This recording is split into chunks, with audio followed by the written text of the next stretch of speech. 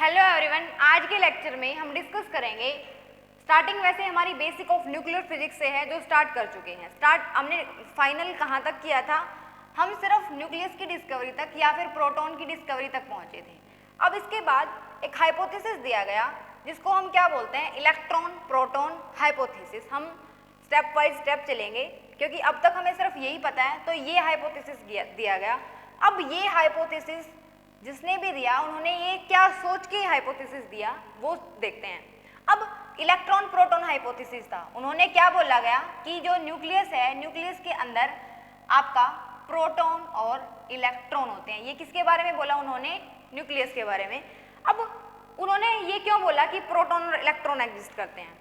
Simple एक reaction होती है जिसको हम बीटा डीके बोलते हैं। अब बीटा डीके में नॉर्मली क्या होता है, सपोज x है, ZA, कोई भी एलिमेंट की बात कर रहे हैं। जब ये आपका टूटता है, जब भी बीटा डीके के बारे में बात कर रहे हैं, तो जो आपका Z है वो एक कम हो जाता है और जो A है वो आपका सेम रहता है। यहाँ से आपका एक एलिमेंट जिसको हम यहाँ पर इसी रिएक्शन को हम कंपेयर भी करेंगे। अब यहाँ से क्या निकलता है, यहाँ पर आपका बीटा नेगेटिव निकलता है और यहाँ से एक एंटी न्यूट्रॉन भी निकलता है। अभी हमें ये समझ में नहीं आएगा क्योंकि बिल्कुल स्टार्टिंग है न्यूक्लियर फिजिक्स की। जैसे जैसे हम आगे बढ़ेंगे हमें ये टर्म भी समझ में आएगी हमने यहाँ पर क्या लिखी है। अब जैसे ही हम यहाँ की बात करते हैं तो ये जो रिएक्शन है आपकी, इसी रिएक्शन को उन्होंने एनालॉगस किया। कौन सी रिएक्शन के साथ? एक रिएक्शन होती है आपकी, जब भी आपका न्यूट्रॉन या फिर N अगर आपका टूटता है तो वो आपको P प्लस इलेक्ट्रॉन और यहाँ पर कुछ भी दिया जाता है। यहाँ पर अभी हम नहीं जानते क्योंकि हम कंप्लीट न्यूक्लियर फिजिक्स अभी नहीं हुई है हमारी, सिर्फ बेसिक की बात कर रहे हैं। तो यहाँ पर उन्होंने इस एनालॉगस के बेस पे बोल दिया कि कुछ तो था न्यूक्लियस के अंदर। अब न्यूक्लियस के अंदर कुछ था, इसका मतलब इलेक्ट्रॉन अगर बाहर आया है तो ये कहाँ से आया होगा? न्यूक्लियस के अंदर ये एग्जिस्ट कर रहा होगा तभी बाहर आया है। और उन्होंने ये बोल दिया कि इलेक्ट्रॉन जो है वो एग्जिस्ट करता है न्यूक्लियस के अंदर। वो उन्होंने सिंपल इस रिएक्शन के बेस पे बताया था। अब ऐसा नहीं होता कि इलेक्ट्रॉन जो है वो आपका न्यूक्लियस के अंदर एग्जिस्ट करे। अब ये थ्योरी जो है आपकी, ये जो हाइपोथेसिस है वो क्या हो गया आपका? फेल हो गया। क्यों फेल हो गया?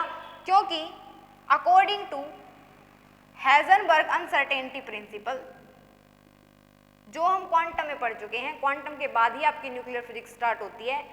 इनके अकॉर्डिंग जो इलेक्ट्रॉन है वो क्या नहीं कर सकता, can not exist into nucleus. अब उन्होंने तो बता दिया रिएक्शन को देखकर कि जो बीटा पार्टिकल है वो सिंपल इलेक्ट्रॉन की तरह ही है, इसीलिए उन्होंने बोल दिया था कि इलेक्ट्रॉन बाहर आता है। लेकिन ये जो रिएक्शन है वो बिल्कुल ही डिफरेंट है। स्टार्टिंग में जो बताया गया वो चलो ठीक है, लेकिन बाद में हम इसको स्टडी करेंगे कि ये रिएक्शन कौन सी है। अब इस रिएक्शन के बेस पे बता दिया इलेक्ट्रॉन है, लेकिन इलेक्ट्रॉन क्या नहीं करता आपका? एग्जिस्ट नहीं करता। क्यों एग्जिस्ट नहीं करता?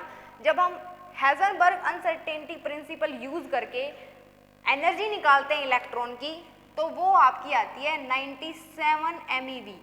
लेकिन इलेक्ट्रॉन के पास जो, अगर इस बात का मतलब ये है कि अगर इलेक्ट्रॉन को न्यूक्लियस के अंदर एग्जिस्ट करना है तो उसके पास इतनी एनर्जी होनी चाहिए, लेकिन इतनी एनर्जी उसके पास नहीं होती। वो सिर्फ 4 MeV या फिर 5 इतने तक की होती है। तो इसका मतलब है ये जो कॉन्सेप्ट है वो हमारा गलत है कि इलेक्ट्रॉन प्रोटॉन हाइपोथेसिस रॉन्ग है। न्यूक्लियस के अंदर इलेक्ट्रॉन एग्जिस्ट नहीं करता है। अब हम बात करते हैं, अब उसके बाद क्या बताया गया?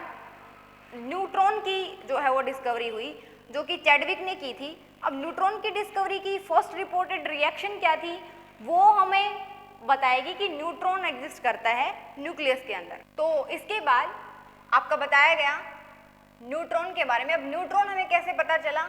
वो भी उसकी फर्स्ट रिपोर्टेड रिएक्शन थी। वो किसने बताई? चैडविक ने बताई। अब हमें रिएक्शन से ही हम पता लगा सकते हैं कि वो उसके अंदर एग्जिस्ट कर रहा है या नहीं कर रहा है, बिकॉज हम खुद ये रिएक्शन नहीं कर रहे हैं। ये हमारी जो रिएक्शंस हैं वो साइंटिस्ट ने डिस्कवरी के बेसिस पे दी है, तो उनको ही हम स्टडी कर रहे हैं। अब इसके बाद बात करते हैं, चैडविक ने 1932 में बताया था वो रिएक्शन कौन सी थी जिससे हम न्यूट्रॉन के बारे में स्टडी करते हैं?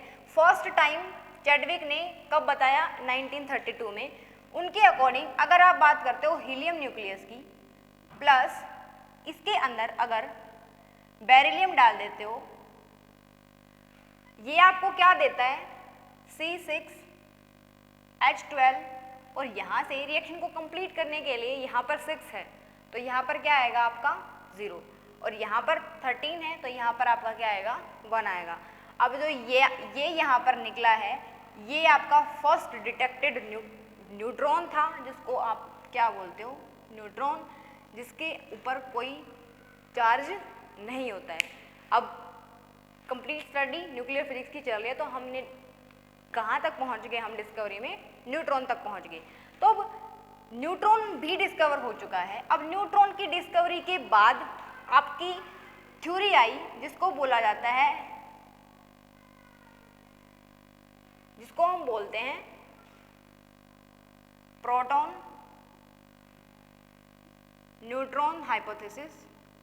अब इनके अकॉर्डिंग क्या था कि जो न्यूक्लियस है उसके अंदर कौन एग्जिस्ट करता है? प्रोटॉन और न्यूट्रॉन एग्जिस्ट करते हैं, और जो इलेक्ट्रॉन है इसके बाहर रिवॉल्व करते हैं।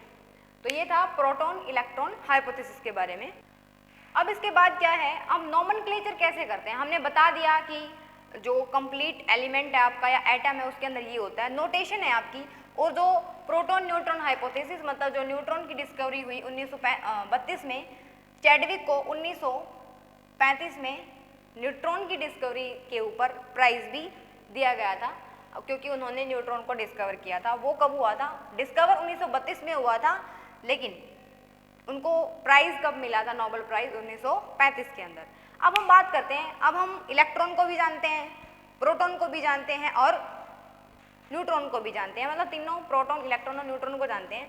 तो हम नोमेनक्लेचर कैसे करते हैं? तो नेक्स्ट टॉपिक है आपका नोमेनक्लेचर। टॉपिक नहीं, एक्चुअली हम अभी तक भी हमारा क्या चल रहा है? सिर्फ बेसिक चल रहा है। अब हम बात करते हैं, ऐसे लिखते हैं हम Z और A। ये जो Z है, ये Z आपको क्या बताता है? एटॉमिक नंबर के बारे में बताता है। Z है आपका एटॉमिक नंबर। अब Z के अंदर, या फिर अगर हम बात करें एटॉमिक नंबर के बारे में, तो इसी के लिए, इसी के नीचे Z अगर आपके नंबर ऑफ प्रोटॉन है तो Z ही आपके क्या होंगे? नंबर ऑफ इलेक्ट्रॉन होंगे। अब ये जो है, ये A आपको क्या बताता है?